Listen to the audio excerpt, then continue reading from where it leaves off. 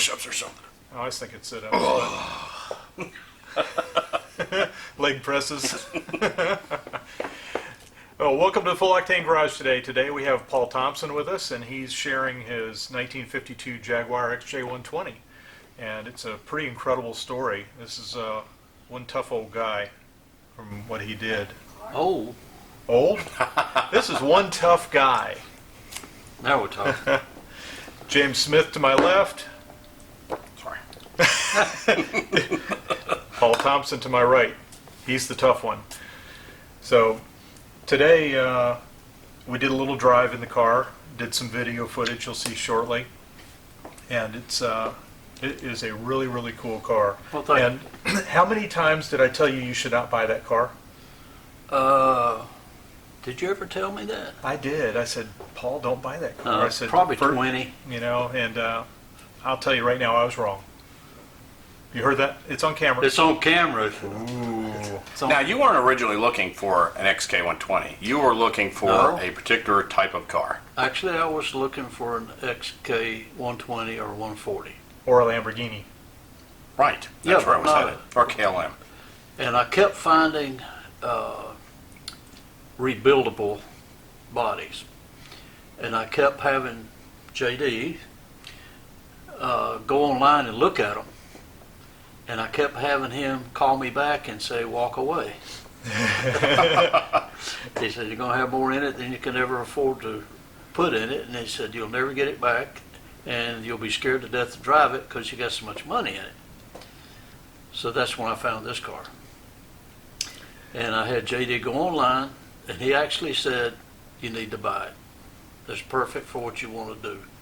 So I did it. You were looking for a reliable driver.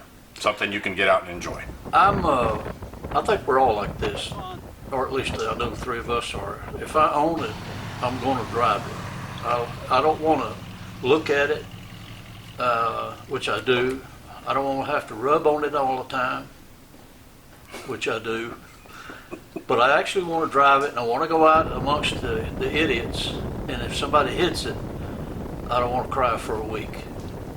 By the way, JD Damien. Of JD's British Cars. He restores British cars, and is probably one of the better ones in the area, if not the best. When you take a car to JD, you're going to get it back as fixed right. Yep. But bless his heart, he taught me into buying one that he doesn't have to fix. I can go to O'Reilly's and buy parts for it. So you found this car online. Found it on eBay. Where was it located? It was in British Columbia, Canada. And geographically on the map, that's near what in the U.S.? That's almost in the ocean, on the west side. It traveled there originally out of Arizona to Chicago, Illinois, and then was sold out of an estate to this guy. And then he had several cars, and he was selling them all off. He had health issues. So I called him, and we kind of got to a price. And I flew up there with the knowledge of that if it wasn't what he said it was, he buys my ticket back home. And you flew to Seattle. I flew to Seattle, and he picked me. Oh, and then I took a puddle jumper to a small town that I don't remember the name of because I was very tired at that point. Then he picks me up and drives 2 hours from there to his house. So in the rain. So it was kind of it was an interesting trip. And his house is a bed and breakfast. His house is a bed and breakfast. Well, we'll tell that story We'll too. tell that story too. Yeah, okay. So it's a bed and breakfast. Very nice guy, very nice couple. So it comes time to go to bed. And he says, there's something I have to tell you. And I thought I was going to have to sleep with him. And you're staying with them at the bed and breakfast? Yeah, I'm staying with him at their house at the bed and breakfast. He said, I'm going to lock you in your room. And I'm thinking, well, it's got a bathroom, has it? So anyway, and I said, okay. He said, don't take offense, he said, but you never know who's coming in your house with a bed and breakfast. So we locked their door at night. I said, just one thing. He said, what's that? Two things. One, is there a way for me to get out? He said, you can go out the back patio. I said, 2, if I smell coffee in the morning, that door better be unlocked. And so really the next morning, I heard that lock click, and I smelled that coffee. Very nice couple. They put a breakfast on the table that you wouldn't believe. And then I went downstairs to see the car. I hadn't seen the car yet. You didn't hear any chains dragging around the hallway at night? She screamed a lot. Okay. She screamed a lot. I tried peeping, but there was no keyhole. So anyway, I looked at the car, and we drove it around the block. And when you see the car for the first time, it's really it's an eye catcher. It's an attractive car. It looks good. It drove good, sounded good. And I'm kind of like Kurt here. I don't think I've ever bought anything that I haven't changed something on it. So in my mind, I'm already going through all these things that I'm going to fix and all these things that I'm going to add and all that. So I called a friend of mine. I'd actually already arranged a friend of mine to meet me in Seattle. If you buy a car in Canada, there's 2 ways to do it. You can go to Canada, buy the car, and export it into the United States, or import it into the United States. Ship it? Which is what no, shipping it's Okay. a pain. You got to jump through a lot of hoops, and it don't always work. You drive it across the border, which is what I did. Or you get the owner to drive it across the border, and you buy it in the United States. Which I found out it's probably best to drive it across yourself. Then you have your import papers. So Jess is the car hauler. So I make arrangements with Jess to haul this car. I'm gonna meet him in Seattle, and he's gonna haul it, and I'm gonna ride back with him. So I got through the border, and it's misty rain, kind of foggy. And the Well, phone. let's stop there for a second. Oh. You've got no top on this car. Yeah, there's an important fact. Oh no! He has a top with the It has car. a brand new frame and a brand new top. It's just never been installed. The problem is, since 1995, it has never been put on the car, and it was pictured with the top on it, but it was just sitting there. So he says, "Well, we can just put it on right quick." Well, that wasn't going to work out. So I thought, well, I'll risk just hauling it without it. And so right after I crossed the border, my phone rings, and it's Jess, and he says, bad news. Not what I wanted to hear. He says, I'm broke down, my truck's broke down, and we're not sure when we can get it fixed. So I start scrambling. I call another guy out of California, and he's 10 days, maybe. So your original intention was to have the car hauled back to Nashville. Nashville, back. Tennessee, by the way. We're I don't think we've talking said that about yet. 2,300 miles. Right. So this guy's 10 days, and he gives me the covered wagon or something like that, another guy. So I call them. They're 3 weeks. That's the name I would name my car transportation company, Yeah. the The Covered Covered Wagon, Wagon. because it really instills confidence. Yeah. Yeah. Well, Indians and all. And so it's kind of interesting when you talk to these guys, because they all say 10 days, maybe. It's that little last word. So he's 3 weeks, maybe, and they're both contingent on picking up other cars with a route that they could. So Right. my next phone call was to Wanda, which is my wife, my lovely wife that lets me do this stuff. You guys understand? And I said, I'll be home in about 4 days. So here I go toward Nashville. I had to stop and buy me a new Atlas. I didn't have GPS with me. So I'm doing it. Oh, I did it the old-fashioned way. This is Travel 101 with a map. Wow. If only they would put GPS on telephones, then you would have GPS with you.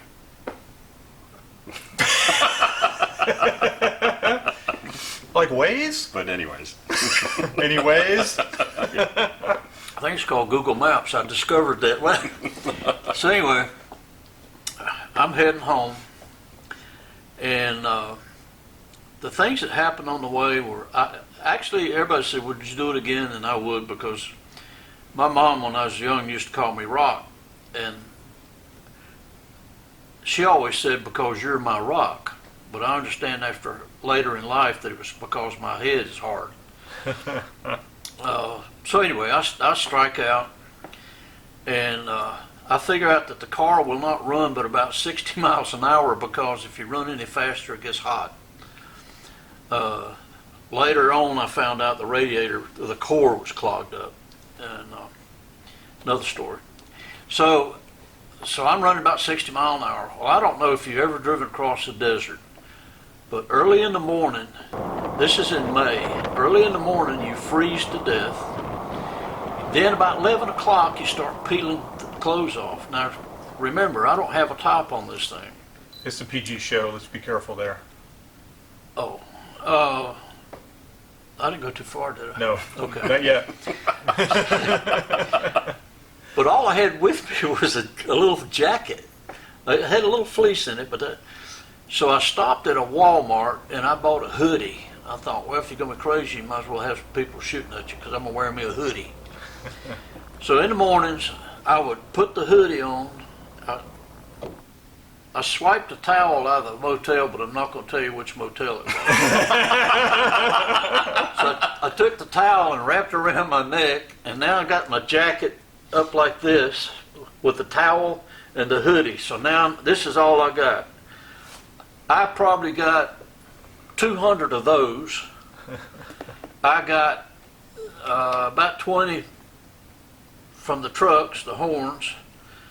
I had about 5 or 6 people hanging out the windows videoing as they went by, and I got about 3 of the California Heidies, and I think those were from truckers because I was only doing 60 miles an hour and they're doing about 85.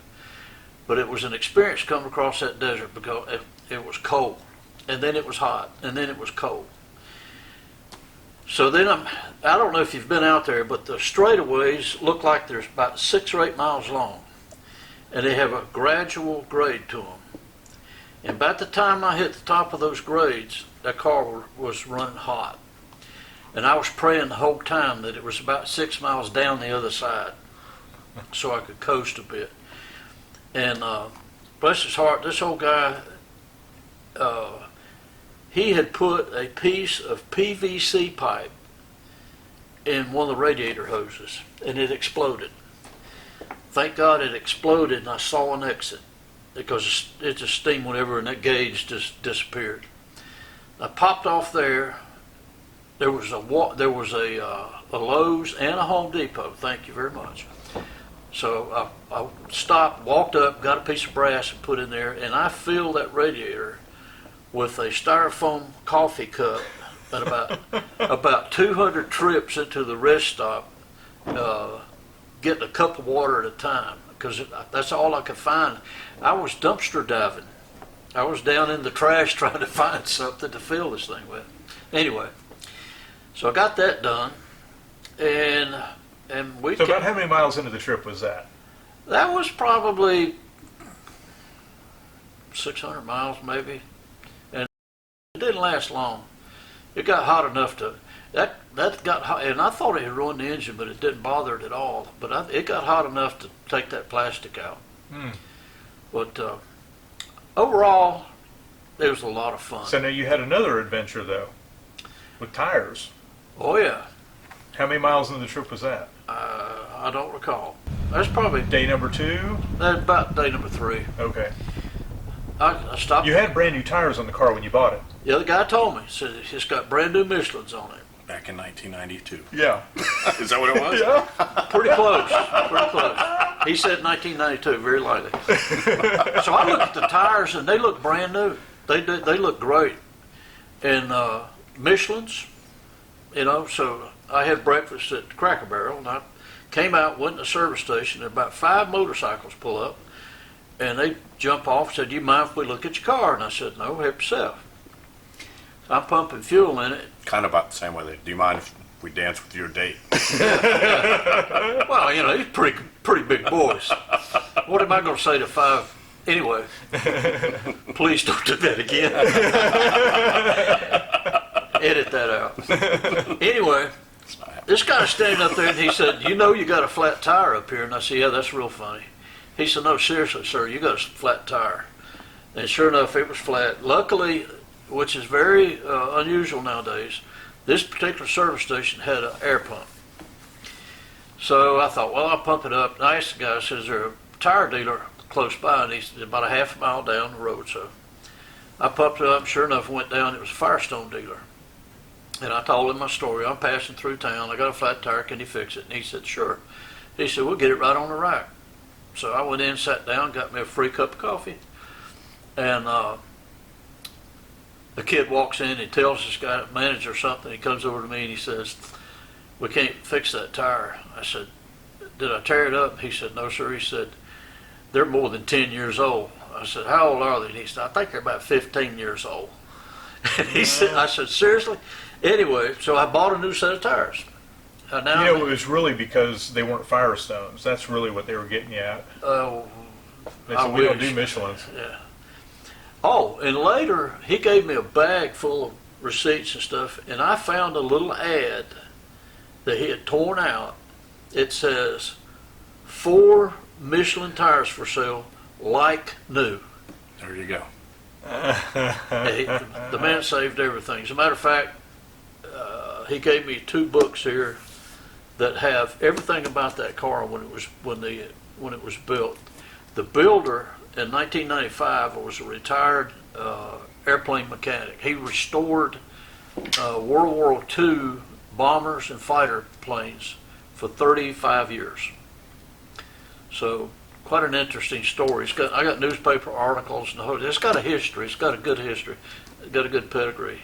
And so then off I went, and then it rained. Only one time. Only one time did it Again, rain. no top. No top. And I'm going, who did I piss off?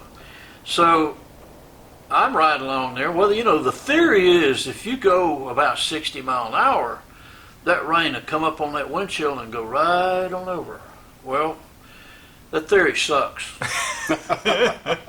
What it does, it comes up that windshield, and about 40% of it goes right on over. The other 60% just rolls right in and falls right in your lap. And I was soaked. So, but it only rained one time in 4 days, so I was lucky. If you like our videos, don't forget to subscribe.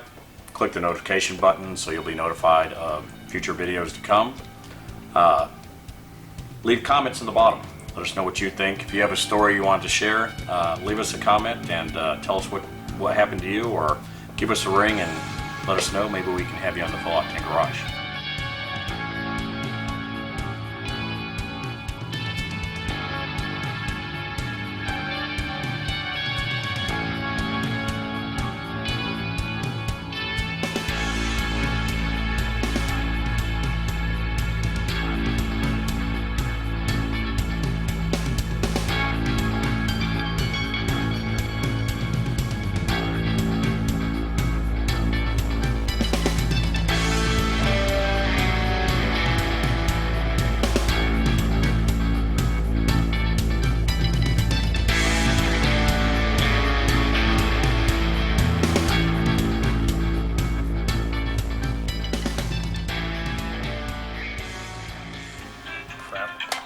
Oh, By the way,